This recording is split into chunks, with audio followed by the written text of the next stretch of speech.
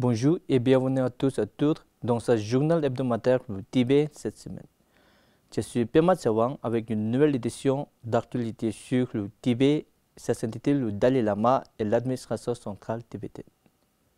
Voici les titres de cette semaine. Le Sejong et le ministre en chef de l'Arunachal Pradesh s'alarment de la construction d'un méga barrage par la Chine. L'administration centrale tibétaine célèbre le 76e jour de la République indienne. La vice-présidente Joma Tsering Tegang participe à la réunion des partenaires de la Fondation Frédéric Naumann. La délégation parlementaire tibétaine conclut son action de plaidoyer en faveur du Tibet en Europe dans le pays scandinave. L'Europe lance les amis parlementaires du Tibet. Le bureau du Tibet et IPK Media encourage le dialogue sino-tibétain et met en avant le nouveau livre de sa sainteté, le Dalai Lama.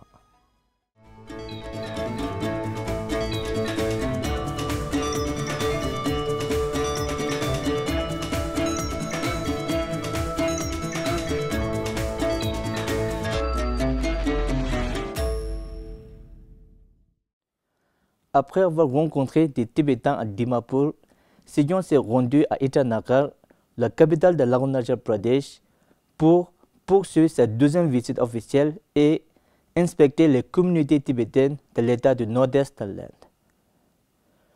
Le 24 janvier, Sejong Pemba Tsering et Pema Khanjo, ministre en chef de l'Arunachal Pradesh, ont inauguré un séminaire sur l'environnement et la sécurité, abordant les risques posés par le projet chinois de méga barrage sur la Brahmaputra. Des fonctionnaires, des représentants de tribus et de groupes de soutien au Tibet ont participé au séminaire, soulignant le rôle du Tibet dans la sécurité régionale. Sejong a souligné l'importance écologique du Tibet, les liens historiques entre l'Inde et le Tibet et l'approche de la voie du milieu de l'administration centrale tibétaine. Le ministre en chef Pema Khanjo a souligné l'impact de l'occupation du Tibet sur l'environnement et la sécurité de l'Arunachal Pradesh, appelant à une meilleure compréhension des réfugiés tibétains. Over 50 million years ago, and the human habitation on Tibet is about 30,000 years ago. So we can understand that the whole area is seismic zone, very prone to earthquake. That is why we recently witnessed earthquake in Tingri of 6.8 on the Richter scale, but some say that it's 7.1%. But if it is more than 7%, then the government will have to address it accordingly. That is why they kept it below 7 on the Richter scale. So you can see, even at that time, I said that this is nature's warning call to the Chinese government for them to take all environmental impacts into consideration before they take up any mega projects in Tibet, including the one that they announced in December on the Tsangpo River in Methok. Après des engagements à Itanagar, Sejong Pemba Tsering est arrivé à la colonie tibétaine de Myo Chumbe Ling, où il a assisté aux célébrations du 76e jour de la République en tant qu'invité d'honneur et a inauguré 6 salles communautaires nouvellement construites. S'adressant aux étudiants, il a souligné l'importance du plateau tibétain et les a exhortés à préserver le dialecte Pemako en déclin.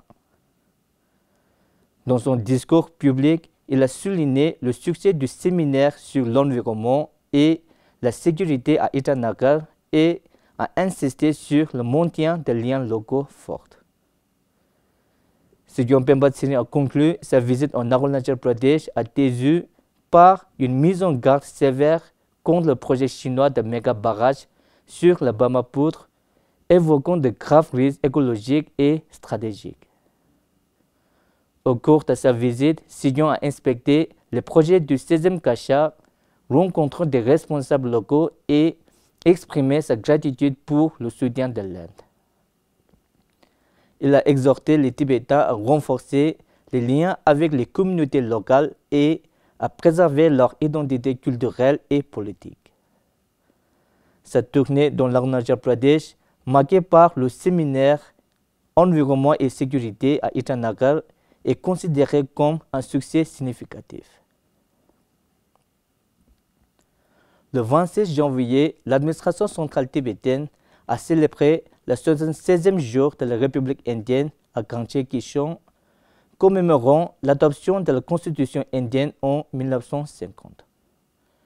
Après le lever du travaux, la ministre de l'Éducation, qui assurait l'intérim en l'absence de Sikyong, Thalam Joma Changra, s'est adressée aux médias, adressant ses sincères salutations au gouvernement et au peuple indien. Elle a souligné l'importance du jour de la République en tant que symbole des fondements démocratiques de l'Inde, de la justice, de la liberté et de l'égalité. Le même jour, à Bruxelles, le représentant de Rinzin Genkan et le chercheur de plaidoyer auprès de l'Union européenne, Tenzin Punzo, ont assisté à la réception organisée par l'ambassade de l'Inde auprès de la Belgique, du Luxembourg et de l'Union européenne à l'occasion du 76e anniversaire de la République. En Allemagne, le 24 janvier, le représentant Thile Chugui a rencontré le consul Sanjay Jaiswal au consulat indien en Allemagne. Elle a remercié l'ambassade pour l'aide apportée aux Tibétains en matière de visa et a transmis la gratitude des Tibétains au gouvernement indien. Le 23 janvier, le président Joma Tsering-Tegang a participé à la réunion des partenaires de la Fondation Frédéric Naumann à Delhi, soulignant la collaboration à long terme entre la Fondation Frédéric Naumann et l'administration centrale tibétaine. Elle a évoqué la création du centre de recherche sur la politique parlementaire tibétaine avec le soutien de la Fondation Frédéric Naumann, son rôle dans le renforcement de la démocratie tibétaine et ses principales publications sur la gouvernance et l'autonomie. La vice-présidente a exprimé sa gratitude pour plus de 3 décennies de soutien de la Fondation Frédéric Naumann et a encouragé la poursuite de la collaboration, en particulier dans le cadre de conférences sur l'environnement et le climat. Elle a également participé à un voyage d'études en Allemagne pour observer les fonctions parlementaires et sensibiliser au Tibet. La réunion a marqué la transition du directeur de la Fondation Frédéric Naumann pour l'Asie du Sud, le Dr Carsten Klein, vers l'Allemagne et la nomination de son successeur, Maurice Klein-Borchow. Une délégation du Parlement tibétain en exil, composée des parlementaires Geshe Molam Tharjin, Lhagari Namgyel Dzogkar et Kongcho Yangpe, a conclu avec succès sa tournée de sensibilisation au Tibet dans les pays scandinaves, notamment au Danemark, en Suède et en Norvège, du 23 au 29 janvier, en rencontrant des personnalités politiques de premier plan et des partisans du Tibet. Une délégation a entamé sa visite de sensibilisation au Danemark. Elle a rencontré la députée Sascha Faxe au Parlement danois où elles ont discuté des violations des droits de l'homme commises par la Chine au Tibet, de l'assimilation forcée des enfants tibétains et des menaces qui pèsent sur l'environnement. La députée Sascha Faxe a réaffirmé son soutien au Tibet et a fait l'éloge du leadership démocratique du Dalai Lama. La délégation s'est également entretenue avec l'Institut danois des partis et de la démocratie et l'International de la jeunesse européenne afin d'envisager des collaborations. Elle a rencontré des dirigeants de l'Alliance démocratie, dont le directeur exécutif Johannes Perello-Plessner, pour discuter de la démocratie tibétaine et du plaidoyer mondial. Elles ont également visité la maison de Groenland à Copenhague pour discuter des défis communs. Dans la ville de Stockholm, la délégation du Parlement tibétain a participé à une réunion publique au centre bouddhiste Yeshe Norbu, soulignant le rôle de la diaspora tibétaine dans la préservation de la culture et de la démocratie.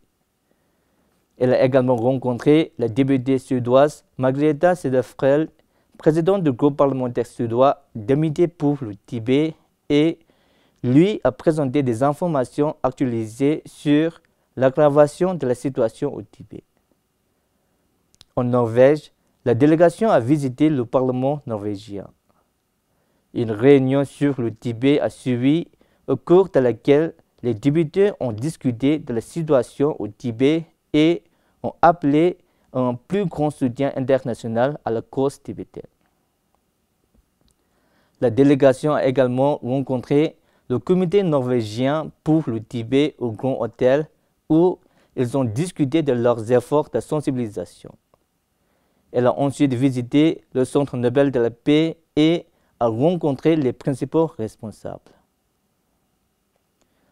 Le 30 janvier, le Parlement européen a officiellement lancé l'initiative parlementaire européenne des Amis du Tibet, dirigée par le député européen Dernier Zelima et soutenue par plus de 20 députés européens issus des principaux groupes politiques.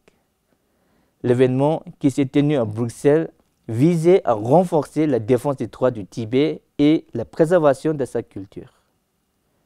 Le professeur Zelima a souligné l'engagement du groupe à sensibiliser le public à la situation critique du Tibet.